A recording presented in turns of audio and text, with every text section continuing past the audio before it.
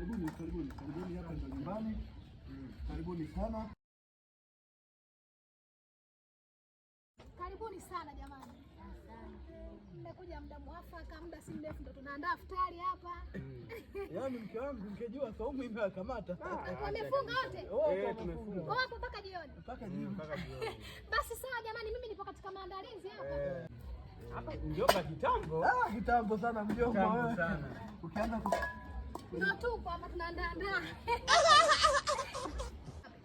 Sawa. Karibuni jamani. Asante sana. Jisikieni mko nyumbani. Ili tuandae iftari hapa. Haya sawa mjomba. Jitu linakurupuka tu linabeba watu linawaleta. Siri wewe jamani. Karibu. Umeona hii ndio napikiaga mboga hii. Haijalishi watu wako 10 wako 15. Hii napikiaga mboga, hii ndio napikiaga chakula. Karibuni, jisikieni mko nyumbani. Asante. Mkangu. Sasa hili hapa kwa sababu tuna wageni wengi.